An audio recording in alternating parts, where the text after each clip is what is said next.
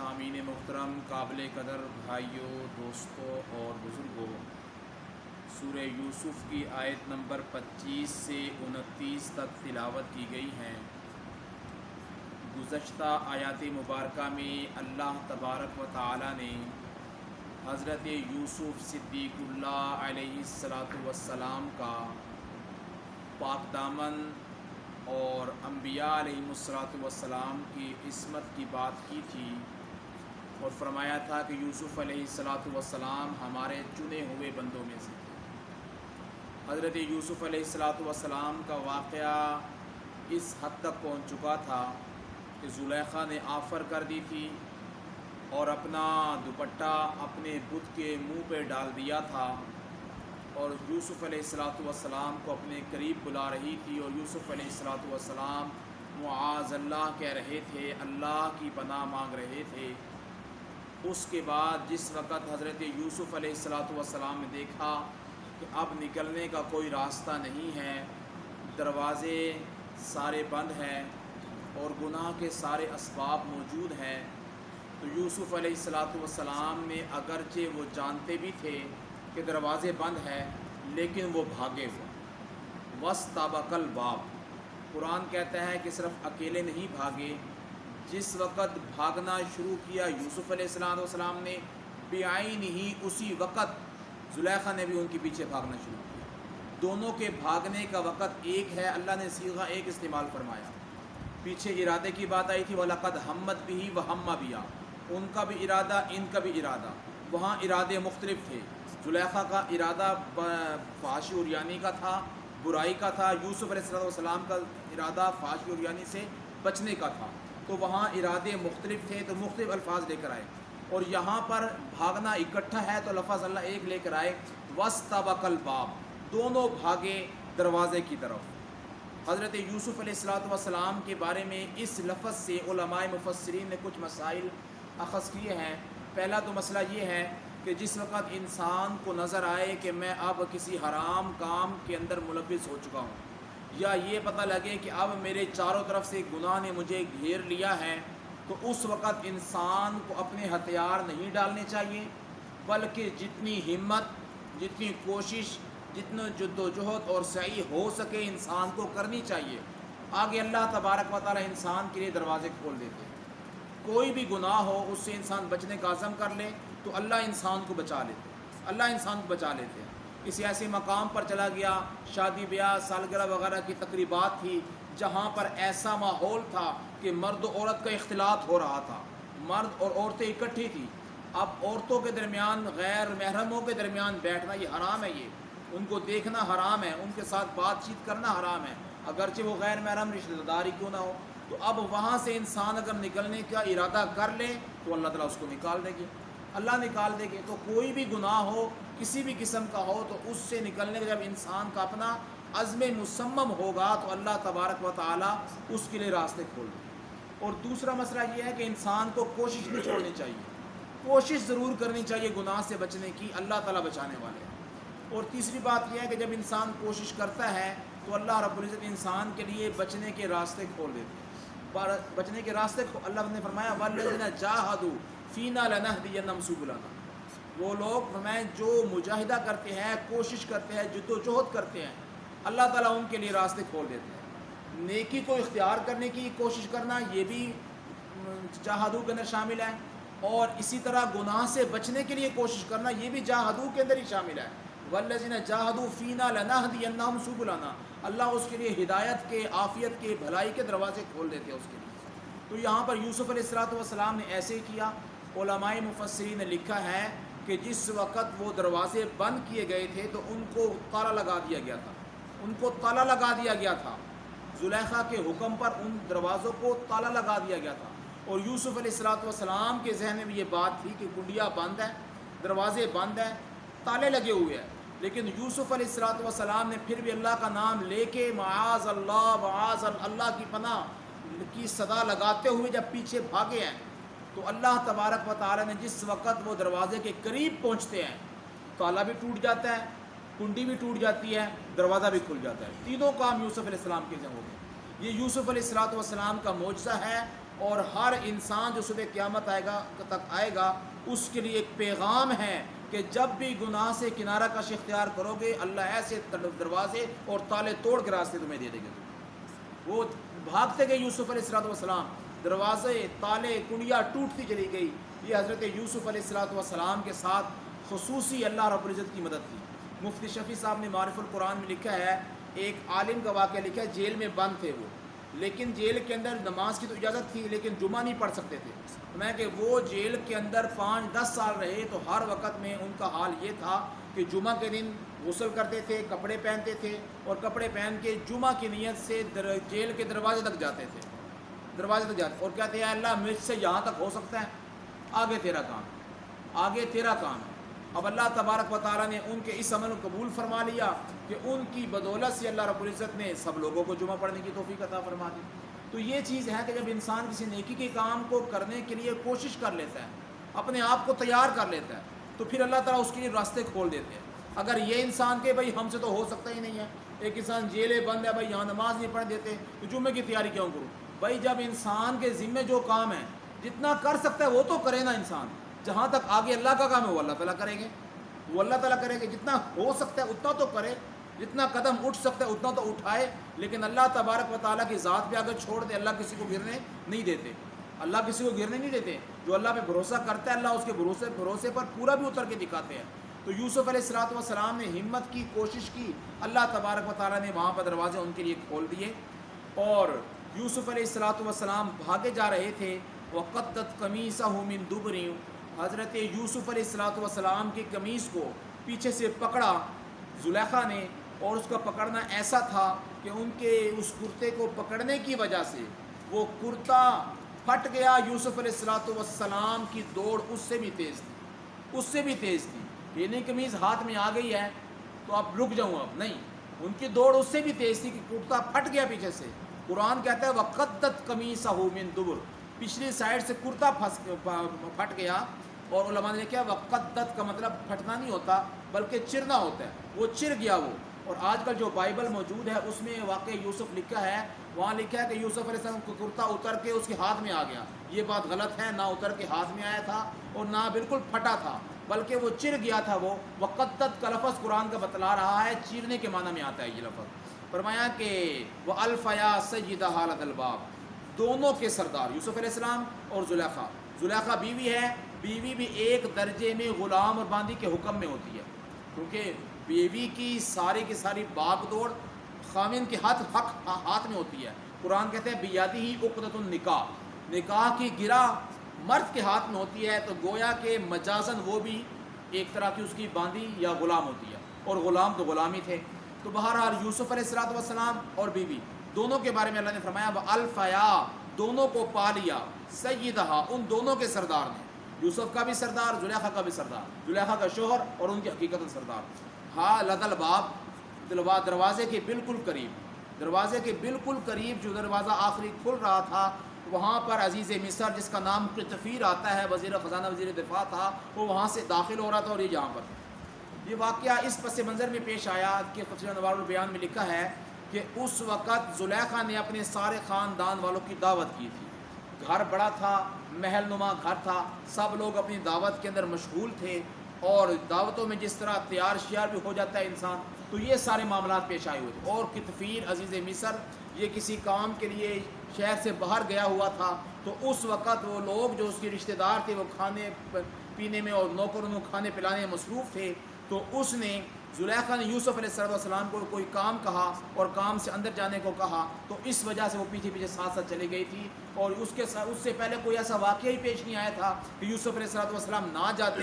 20-22 سال 25 سال گزارے تھے، ان کو کیا تھا کہ آج یہ واقعہ پیش آ جائے گا. تو یہ واقعہ پیش آیا تھا. ادھر مہمان تھے، کھانا کھا رہے تھے گھر کے دوسری طرف، اور ایک طرف گھر تھا جہاں پر یہ معاملہ پیش آ رہا تھا. سیدہ لدى الباب، دروازے پر اس نے پہچان لیا، پکڑ لیا دونوں کو. جیسے ہی اس نے وہاں پر پہچانا، جیسے ہی وہاں دروازے پہ عزیز مصر ملا تو فوراً زلیخا نے پینترا تبدیل کر لیا. قالت، کہنے لگی، ما جزا من اراد باہلک سوءا، بتائیے میرے خاوند، میرے آقا، میرے سردار، بتائیے اس شخص کے بارے میں کیا فیصلہ ہو جانا چاہیے، اس کی کیا سزا ہونی چاہیے جو تیرے گھر والوں کی طرف برائی کے ساتھ دیکھے، جو تیرے گھر والوں کی طرف برائی کا ارادہ کرے، اس کا فیصلہ کیا ہونا چاہیے؟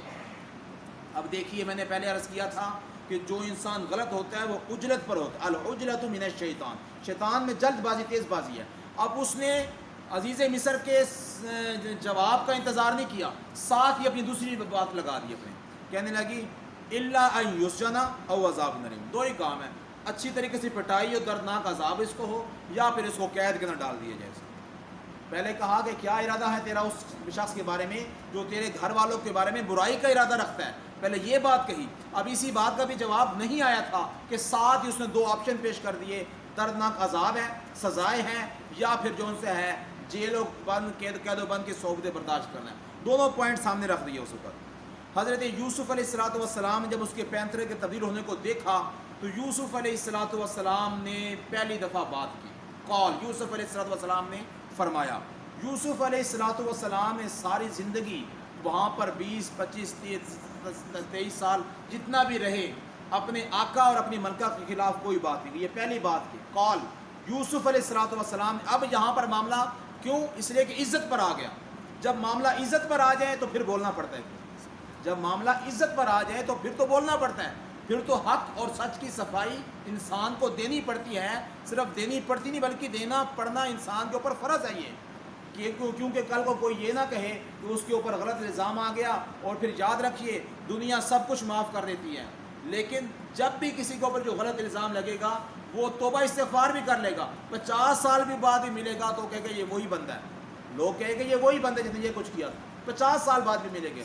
اگر وہ مر جائے گا اس کی اولاد کو بھی ملے گے کہ اے اودے پتر ہے، یہ اس کا بیٹا ہے، یہ اس کی بیٹی ہے، تو اس کے اوپر الزام رہ جاتا ہے۔ تو یہاں پر انسانیت کے اوپر بات آ گئی تھی اور عزت نفس پہ بات آ گئی تھی، تو یوسف علیہ السلام نے اب اپنے آقا اور ملکہ کے سامنے حق بات ان کے خلاف کہہ دی، فرمایا ہی راودتنی، میری بات سنو، پھسلایا میں نے نہیں، پھسلایا اس نے ہے، اس نے مجھے غلط راستے کی طرف پھسلانے کی کوشش کی۔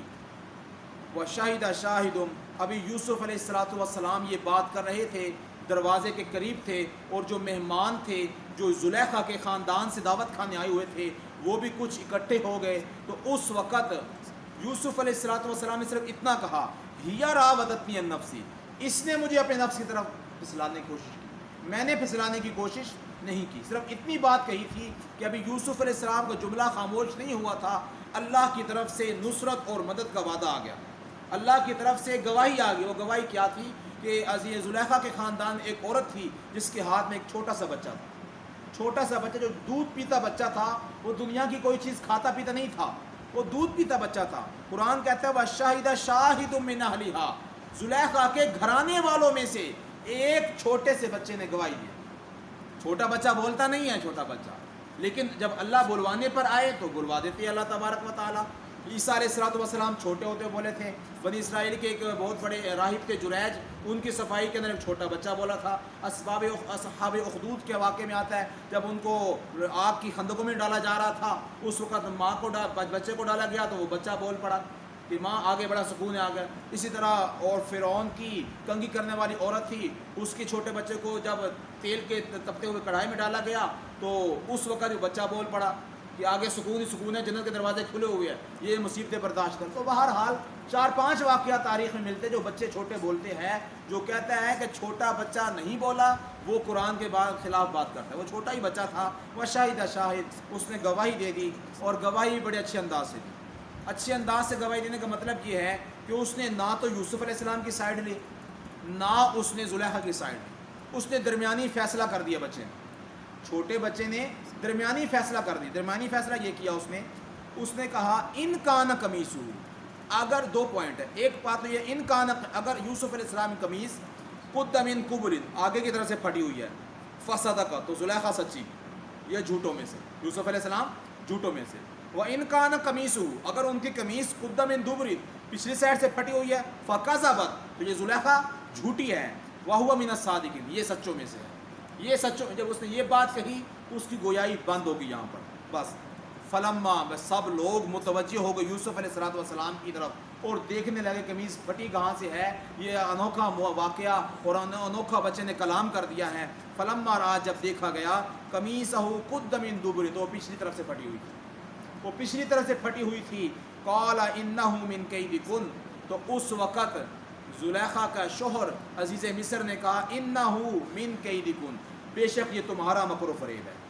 बात को समझ गया, मौके को भांप गया अजीज़ मिस्र, उसने कहा ये मकर व फरेब तुम्हारा है, ये साजिश तुम्हारी है ये फ़ौरन, क्योंकि उसने ये नहीं सोचा कि बच्चा कैसे बोला, उसको तो सामने नज़र आ रहा था हर कुछ का होता हुआ, उसने सीधी बात कह दी।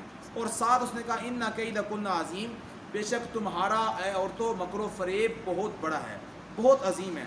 अल्लाह ने कुरान मजीद में जब शैतान के मकर व फरेब को बयान किया कि ज़ईफ़ा का लफ्ज़ इस्तेमाल किया, उसका मकर व फरेब ज़ईफ़ है, लेकिन जिस वक़्त औरतों के मकर व फरेब को बयान किया अजीम कहा कि ये बहुत ज़्यादा है। हुज़ूर अकरम सल्लल्लाहु अलैहि वसल्लम ने इरशाद फरमाया मैं अपनी उम्मत में दो फितने छोड़ के जा रहा हूँ, एक औरत और एक माल, औरत और माल। फरमाया आप सल्लल्लाहु अलैहि वसल्लम ने बनी इसराइल में सबसे पहली हलाकत और सबसे पहली बर्बादी जो उनके ऊपर टूटी है वो औरतों के फितने की वजह से टूटी है। वो औरतों की वजह से वो बहुत बुरे रास्ते की तरफ, बुरे गलत काम की तरफ चले गए।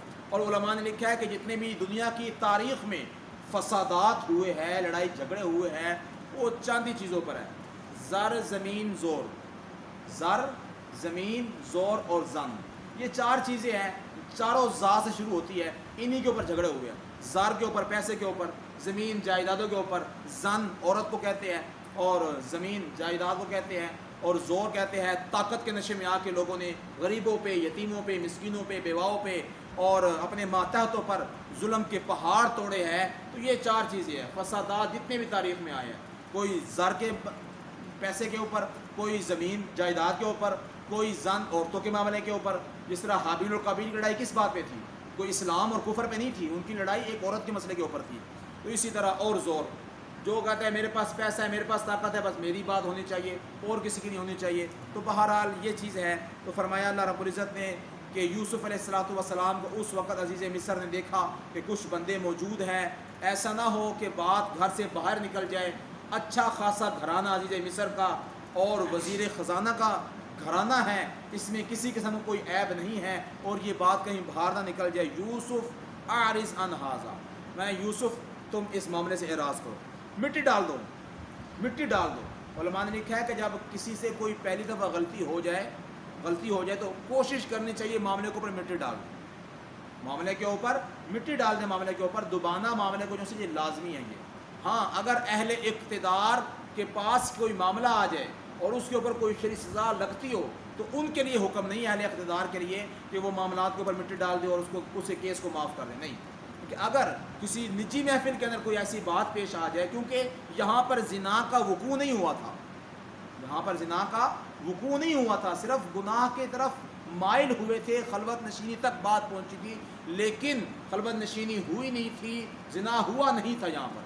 तो यूसुफ़ अलैहिस्सलाम से कहा कि अब इस मामले को क्या आगे बढ़ाना है, आप घर के फ़र्द हैं, ये भी घर की फ़र्द है, आरिज़हाना, इससे एराज़ करें। और फिर मुतवज्जे हुआ अज़ीज़ मिस्र अपनी बीवी की तरफ, वस्तग़फ़िरी, तू बख्शिश तलब कर, लिज़म्बिक, अपने गुनाह के बारे में, तौबा कर, इस्तिग़फ़ार कर अपने गुनाह के बारे में। इतना बड़ा मामला देखने के बाद अज़ीज़ मिस्र इस बात को कैसे पी गया? इमाम कुर्तुबी फरमाते हैं मुझे तो ताज्जुब है, उस बंदे की इज़्ज़त नफ्स पे ताज्जुब है। इमाम कुर्तुबी फरमाते हैं तफसीर करते हुए मुझे ताज्जुब है। और बाज़ मुफस्सिर ने क्या हो सकता है कि उसके माशरे में ये ज़्यादा कोई गैरत की बात ना होती हो, तो उस लिए, क्योंकि वो लोग मुवाहिद तो थे नहीं, मुशरिक थे और मुशरिकों से बहुत सारे काम हो सकते हैं। तो बहरहाल उसने कहा कि तू अपने गुनाह पर तौबा कर, इस्तिग़फ़ार कर दो अपने गुनाह पर। इन्नकी कुन्ती मिनल ख़ातीन, बेशक तू ही ख़ताकारों में से है, ख़ता करने वालों में से तू ही है, तुझसे गुनाह हुआ है।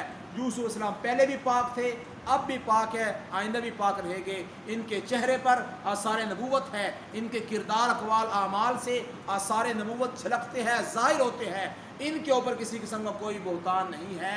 और उलमा ने लिखे उसी मकाम से जिस वक़्त यूसुफ़ अलैहिस्सलाम को उस बच्चे ने कहा था कमीज़ पीछे से फटी है तो ये सादिक है सादिकीन में से, इसी मकाम से यूसुफ़ अलैहिस्सलाम का लक़ब पड़ गया यूसुफ़ सिद्दीक़ुल्लाह, ये अल्लाह के सिद्दीक़ है, सच्चे बोलने वाले हैं। यूसुफ़ अलैहिस्सलाम ने कभी अपनी ज़ुबान पर جھوٹ کو نہیں لے کر آئے، سچ بات کہی ہے۔ علماء نے لکھا ہے کہ اس کے بعد آگے معاملہ اگلی آیات مبارکہ میں آ رہا ہے کہ چھری سے عورتوں کے ہاتھ کاٹنے والے اس وقت فی الفور یوسف علیہ السلام کو جیل کے اندر نہیں بھیجا گیا تھا، وہ آگے اس کی تفصیلات آ رہی ہے۔ لیکن یہاں پر ایک بات یہ ہے کہ جو مفسرین نے لکھی ہے کہ ایک مقام پہ یوسف علیہ السلام وہاں موجود تھے، قحط سالی کا موقع تھا اور غلہ تقسیم کر رہے تھے جب بادشاہ بن گئے تھے۔ ریان بن اسید جو بادشاہ تھا وہ فوت ہو گیا تھا اور یوسف علیہ السلام بادشاہ کی سیٹ پہ آ گئے تھے۔ تو اس وقت اس مقام پر جب وہ غلہ تقسیم کر رہے تھے قحط سالی کے موسم میں، ایک لڑکا آیا 15-20 سال کا، اور اس نے آ کے کہا کہ مجھے غلہ زیادہ چاہیے، مجھے غلہ زیادہ چاہیے مجھے۔ سب کو 5-5 کلو مل رہا ہے یا 2-2 کلو مل رہا ہے، اس نے کہا نہیں مجھے زیادہ غلہ چاہیے مجھے۔ تو اس نے وہاں پر جو کارندے تھے یوسف علیہ السلام کے جو فوجی تھے تقسیم کر رہے تھے، ان کے ساتھ جھگڑا کیا، اور اس نے کہا اگر یوسف کو پتہ لگ جائے میں کون ہوں تو وہ صرف 5 یا 10 کلو 15 کلو نہیں، وہ خزانے کی چابی میرے قدموں میں پھینک دے، جتنا مرضی غلہ لے جاؤں میں۔ تو اس نے کہا کہ یہ کیسی بدماشی ہے؟ انہوں نے کہا یہ کیا معاملہ ہے بھائی؟ یوسف علیہ السلام انصاف کے اوپر فیصلے کر رہے ہیں، سب بندوں کو غلہ دینا ہے، پورا ملک بھوکا پڑا ہے، اور تم کہتے ہو میں یوسف کو پتہ لگ جائے میں کون ہوں تو اپنے غلے کی چابی میرے کندھوں میں پھینک دے گا۔ تو آخرکار یوسف علیہ السلام کو بتایا گیا، یوسف نے کون ہے اس کو سامنے لے کے آؤ۔ عرصہ دراز گزر چکا تھا، 15-20 سال گزر چکے تھے، یوسف علیہ السلام بھی نہیں جانتے تھے کون ہے کون نہیں ہے۔ جس کو وہ سامنے آیا اور اس نے آ کے فوراً کہا کہ یوسف میں وہی ہوں جو اس وقت اپنی ماں کے گود میں تھا، میں اپنی ماں کے گود میں تھا، میں نے آپ کی صداقت اور آپ کی سچائی کو بیان کیا تھا، میں وہی بچہ ہوں میں، اور آج آپ کے سامنے غلہ لینے کے لیے آیا ہوں، کچھ زیادہ کا مطالبہ کر رہا ہوں۔ یوسف علیہ السلام اس وقت بادشاہ تھے، مصر کے سلطنت کے پر مامور تھے۔ انہوں نے جب اس بات کو سنا اس کی زبان سے تو پھر وہ سارا واقعہ تاریخ کے پیچھے گھوم گیا، 15-20 سال پیچھے سے چلے گئے کہ میرے اوپر کیا حالات تھے اس وقت، کتنی تنگی پریشانی تھی۔ اور یوسف علیہ السلام کا چہرے کا رنگ سرخ ہو گیا، آنکھوں میں ان کے آنسو آ گئے، اور فوراً اپنے خزانے کی چابی اٹھائی اور اس کے قدموں میں پھینک دی، اس کے لڑکے کے قدموں میں پھینک دی، جتنا چاہے تو یہاں سے غلہ اٹھا کے لے جا۔ ابھی چابی یہاں پر پھینکی تھی تو اللہ رب العزت کو عرشوں پہ اپنے جلال آ گیا، اللہ کو بھی جلال آ گیا۔ اللہ نے جبرائیل کو بھیج دیا کہ جبرائیل جا یوسف کو کہہ دے کہ جو تیری سچائی اور تیری پاک دامنی کو بیان کرے، تو اپنے خزانے کی چابیاں اس کی قدموں میں پھینکتا ہے، جو مجھ خدا کی بڑائی کو بیان کرے گا، میری ربوبیت اور الوہیت کو بیان کرے گا، میری سچائی اور میری بڑائی کو گلی گلی کوچو کوچو نگر نگر میں جا کے اللہ کی بڑائی کو واضح کرے گا، میں خدا بھی وعدہ کرتا ہوں اپنے آخرت اور دنیا کے سارے خزانوں کی چابیاں اس کے قدموں میں پھینک دوں۔ تو اللہ نے فرمایا اگر تو یہ کر سکتا ہے ایک چھوٹی سی سلطنت کا بادشاہ ہونے، میں تو مالک الملک ہوں، بادشاہوں کا بادشاہ ہوں، جو میری سچائی کو بیان کرے گا۔ تو علماء نے لکھا ہے اللہ کی بڑائی بیان کرنا، اللہ کی بڑائی سننا، اللہ کی بڑائی کے تذکرے چرچے کرنا، یہ انسان کے ایمان کو بھی بڑھاتا ہے اور دنیا اور آخرت کی ساری نعمتوں کے حاصل ہونے کا سبب اور ذریعہ ہے۔ اللہ رب العزت مجھے اور آپ کو سمجھنے کی، صحیح طریقے سے عمل پیرا ہونے کی توفیق عطا فرمائے۔